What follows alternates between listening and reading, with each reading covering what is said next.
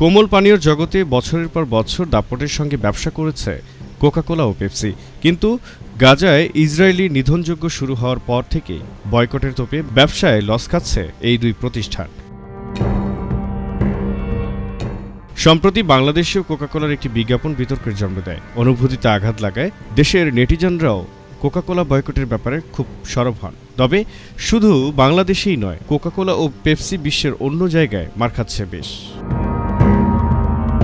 আর মাত্র কয়েকদিন পর মুসলিম বিশ্বের দেশগুলোর পালন করবে পবিত্র ঈদুল আজহা। তাই কোরবানির ঈদ নামে পরিচিত এই ধর্মীয় উৎসবে কোমল পানীয়, বিশেষ করে কোকা-কোলা ও পেপসির চাহিদা বেড়ে যায়। তবে এই উপলক্ষকে টার্গেট করে দেশের বাজারে কোকা-কোলার বিজ্ঞাপন বানানো হয়েছিল, কিন্তু সেই বিজ্ঞাপনই ব্যাকফায়ার করে।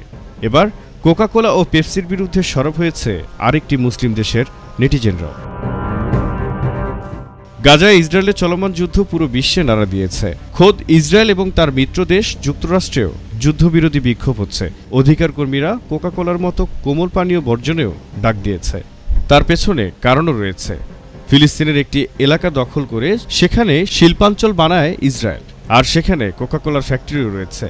তাই দখলকৃত জায়গা ব্যবসা করে লাভবান হচ্ছে কোকা-কোলা।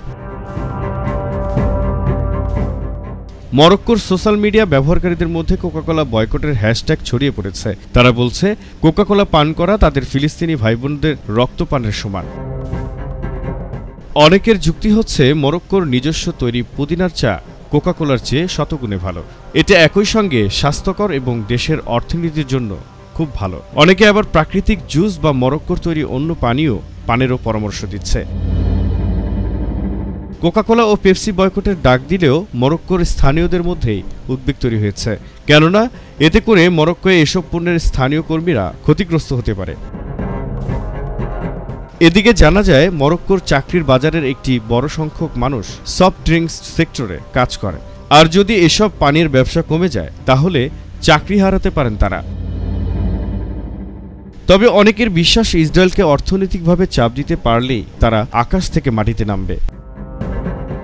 দ্য ফ্রেন্ডস অব আল আকসা চাইছে একই ধরনের পদক্ষেপ নিক কোকা-কোলা। ইসরায়েলিদের যুক্তি হচ্ছে, কোকা-কোলা পানের মাধ্যমে ফিলিস্তিনিদের জমি অবৈধভাবে দখলের ব্যাপারে তারা ভোক্তা হিসেবে চোখ বন্ধ করে রাখছেন।